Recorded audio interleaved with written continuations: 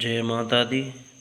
आइए मैया दुर्गा सप्तशती का प्रथम अध्याय अब आज से हम शुरू करते हैं। पूरे अध्याय पढ़ेंगे, ध्यानपूर्वक सुने। जय माता दी। मार्कंडेय जी बोले, सूर्य के पुत्र सार्वनी जो 8वें मनु कहे जाते हैं, उनकी उत्पत्ति की कथा विस्तार पूर्वक कहता हूँ।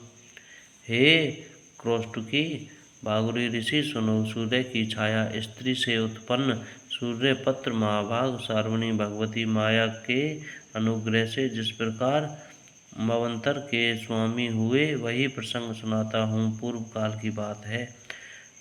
स्वरोचिष मनवंतर में सुरथ नाम के एक राजा थे, जो चैत्र वंश में उत्पन्न हुए थे। उनका समस्त भूमंडल पर अधिकार था। वे प्रजा को अपने औरस पुत्रों की भांति धर्म पूर्वक पालन करते थे। फिर भी उस समय कोला नगरी को नष्ट करने वाले क्षत्रिय उनके शत्रु हो गए। राजा सुरथ की दंड नीति बड़ी प्रबल थी। उनका शत्रु के साथ संग्राम हुआ। यद्यपि कोला विध्वंसी संख्या में कम थे, तो भी राजा सुरथ युद्ध में उनसे परास्त हो गए। तब वे युद्ध भूमि से अपने नगर को लौट आए और केवल अपने देश के राजा होकर रहने लगे। समूची पृथ्वी से अब उनका अधिकार जाता रहा, किंतु वहाँ भी उन प्रबल शत्रुओं ने उस समय महाभाग राजा सुरथ पर आक्रमण कर दिया। राजा का बल क्षीण हो चला था, इसलिए उनके दुष्ट बलवान एवं दुरात्मा मंत्रियों ने वहाँ उनकी राजधानी में भी राजकीय सेना और खजाने को वहाँ से हथिया लिया। राजा सुरथ का प्रभुत्व नष्ट हो चुका था, इसलिए वे शिकार खेलने के बहाने घोड़े पर सवार हो वहाँ से अकेले ही घने जंगल में चले गए। वहाँ उन्होंने विप्रवर मेधा मुनि का आश्रम देखा, जहाँ कितने ही हिंसक जीव अपनी स्वाभाविक हिंसा वृत्ति छोड़कर परम शांत भाव से रहते थे। मुनि के बहुत से शिष्य उस वन को शोभा बढ़ा रहे थे। वहाँ जाने पर मुनि ने उसका सत्कार किया और वे उन मुनि श्रेष्ठ के आश्रम पर इधर उधर विचरते हुए कुछ काल तक वहाँ रहे। फिर ममता से खिंचे चित्त वाले वे आश्रम में इस प्रकार चिंता करने लगे, पूर्व काल में मेरे पूर्वजों ने जिनका पालन किया था, वही नगर आज मुझसे रहित है। पता नहीं मेरे दुराचारी भृत्यगण उसको धर्म पूर्वक रक्षा करते हैं या नहीं।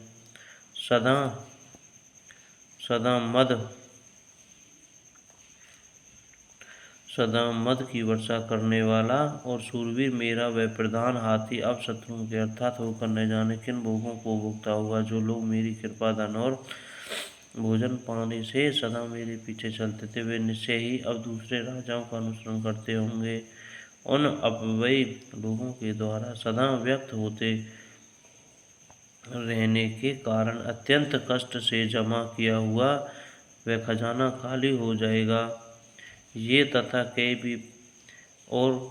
बातें राजा सुरथ निरंतर सोचते रहते थे। एक दिन उन्होंने वहाँ विप्रवर मेधा के आश्रम के निकट एक वैश्य को देखा और उससे पूछा, हे सज्जन, तुम कौन हो? यहाँ तुम्हारे आने का क्या कारण है? तुम क्यों शोकग्रस्त और अनमने से दिखाई देते हो? राजा सुरथ का यह प्रेम पूर्वक कहा हुआ वचन सुनकर वैश्य ने पुनीत भाव से उन्हें प्रणाम करके कहा। वैसे बोला, राजन, मैं धनिकों के कुल में उत्पन्न एक वैश्य हूँ। नाम समाधि है। मेरे दुष्ट स्त्री पुत्रों ने धन के लोभ से मुझे घर से बाहर निकाल दिया। इस समय धन, स्त्री और पुत्रों से वंचित हूँ। मेरे विश्वसनीय बंधुओं ने मेरा ही धन लेकर मुझे निकाल दिया, इसलिए दुखी हो मैं वन में चला आया हूँ। यहाँ रहकर मैं इस बात को नहीं जानता कि मेरे पुत्रों की, स्त्री की और स्वजनों की कुशल है या नहीं। इस समय घर में वे कुशल से रहते हैं अथवा अकुशल से। वे मेरे पुत्र कैसे हैं? क्या वे सदाचारी अथवा दुराचारी हो गए हैं? राजा ने पूछा, जिन लोभी स्त्री पुत्र आदि ने धन के कारण तुम्हें घर से निकाल दिया, उनके प्रति तुम्हारे चित्त में इतना स्नेह क्यों? वैसे बोला, आप मेरे विषय में जो बात करते हैं वह सब सत्य है, किंतु क्या करूं, मेरा मन निष्ठुरता नहीं धारण करता। जिन्होंने धन के लोभ में पड़कर पिता के प्रति श्रद्धा, पति के प्रति प्रेम तथा आत्मीय जन के प्रति अनुराग को तिलांजलि दे मुझ घर से निकाल दिया। उन्हीं के प्रति मेरे हृदय में इतना अनुराग है, भामाते गुणहीन बंधुओं के प्रति भी जो मेरा चित्त इस प्रकार मगन हो रहा है, यह क्या है इस बात को मैं जानकर भी नहीं जान पाता। उनके लिए मैं लंबी सांसें ले रहा हूँ और मेरा हृदय अत्यंत दुखित हो रहा है। उन लोगों में प्रेम का सर्वथा अभाव है, तो भी उनके प्रति जो मेरा मन निष्ठुर नहीं हो पाता, इसके लिए क्या करूँ। मार्कंडेय जी बोले, ब्राह्मण, तदंतर राजाओं में श्रेष्ठ सुरत और वह समाधि नामक वैश्य दोनों साथ साथ मेधा मुनि की सेवा में उपस्थित हुए और उनके साथ यथा योग्य न्यायकूल विनयपूर्ण बर्ताव करके बैठे। तदंतर वैश्य और राजा ने कुछ वार्तालाप आरंभ किया। राजा ने कहा, भगवान, मैं आपसे एक बात पूछना चाहता हूँ, उसे बताइए। मेरा चित्त अपने वश में नहीं है, इसलिए वह बात मेरे मन को बहुत दुखी देती है। मुनि श्रेष्ठ, जो राज्य मेरे हाथ से चला गया है उसमें और उसके संपूर्ण विभागों में मेरी ममता हो रही है, यह जानते हुए कि अब वह मेरा नहीं है। अज्ञानी की भांति मुझे उनके लिए दुख होता है, यह क्या है। इधर यह वैसे भी घर से अपमानित होकर आया है, इसके पुत्र, स्त्री और नौकरों ने इसको छोड़ दिया है, स्वजनों ने इसका परित्याग कर दिया है, तो भी इसके हृदय में उनके प्रति अत्यंत स्नेह है। इस प्रकार यह तथा मैं दोनों ही बहुत दुखी हैं, जिसमें प्रत्यक्ष दोष देखा गया है। उस विषय के भीतर हमारे मन में ममता के द्वारा खिंचाव पैदा हो रहा है। महाभाग, हम दोनों समझदार हैं, तो भी हम में मोह पैदा हुआ है। क्यों विवेक शून्य पुरुष की भांति मुझ में और इसमें भी मूर्ता प्रत्यक्ष दिखाई देती है। ऋषि बोले, महाभाग, विषय मार्ग का ज्ञान सब जीवों को है, इसी प्रकार विषय भी सबके लिए अलग अलग है। कुछ प्राणी दिन भर नहीं देखते और दूसरे रात में नहीं देखते, तथा कुछ जीव ऐसे जय माता दी, जय माता दी, जय माता दी, जय माता दी।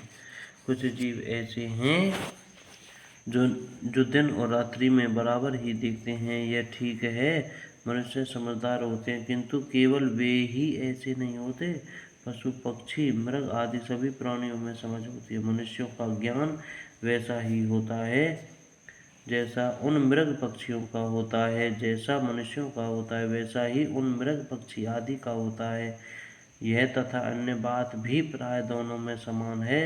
समझ होने पर भी उन पक्षियों को तो देखो, ये स्वयं भूख से पीड़ित होते हुए भी मोहवश बच्चों को चोंच में कितने चाव से अन्न के दाने डाल रहे हैं। नरश्रेष्ठ, क्या तुम नहीं देखते कि मनुष्य समझदार होते हुए भी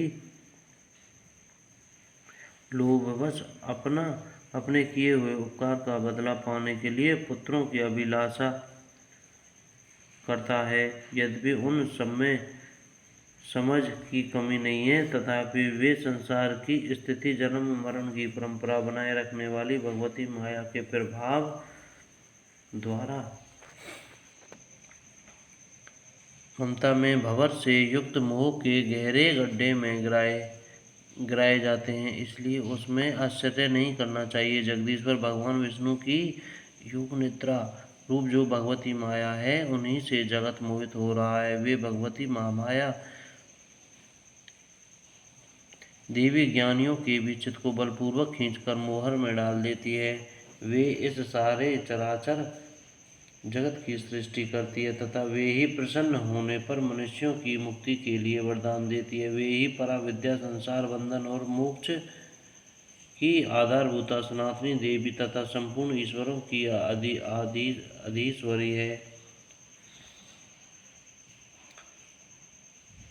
अधीश्वरी है। राजा ने पूछा, जिन्हें आप महामाया कहते हैं, वे देवी कौन हैं। ब्राह्मण, उनका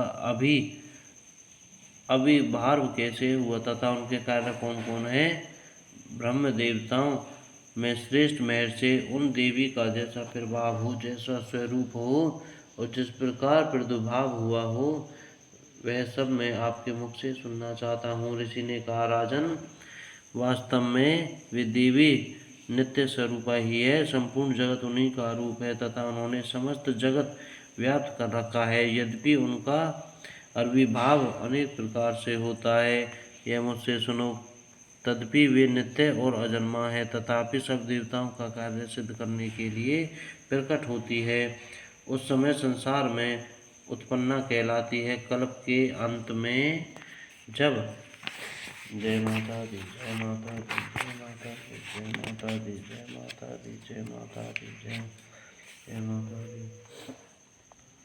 संपूर्ण जगत एक ही महासागर में डूब रहा था। सबके प्रभु भगवान विष्णु शेषनाग की शैया पर योग निद्रा का आश्रय ले सो रहे थे।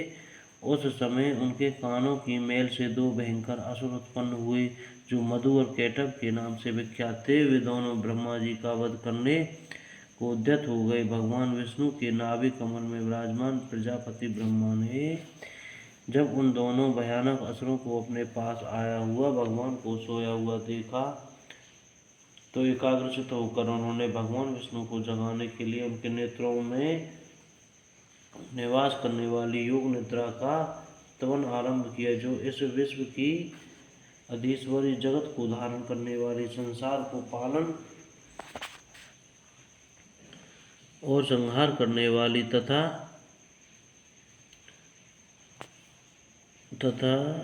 तेज स्वरूप भगवान विष्णु की अनुपम शक्ति है। उन्हें भगवती निद्रा देवी की भगवान ब्रह्मा स्तुति करने लगे। ब्रह्मा जी बोले, देवी, तुम ही स्वाहा, तुम ही स्वधा और तुम ही वशटकार हो। स्वर भी तुम्हारे ही स्वरूप हैं। तुम ही जीवनदायिनी सुधा अमृत हो। नित्य अक्षर प्रणव में आकार अकार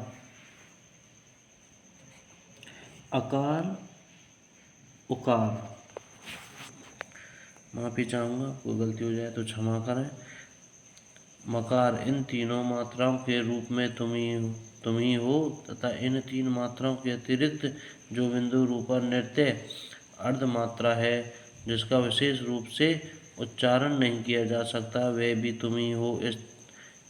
इस तरह तुम ओम रूप हो। देवी, तुम ही संध्या, सावित्री तथा परम जननी हो। देवी, तुम ही इस विश्व ब्राह्मण को धारण करती हो। तुमसे इस जगत की सृष्टि होती है, तुम ही से इसका पालन होता है।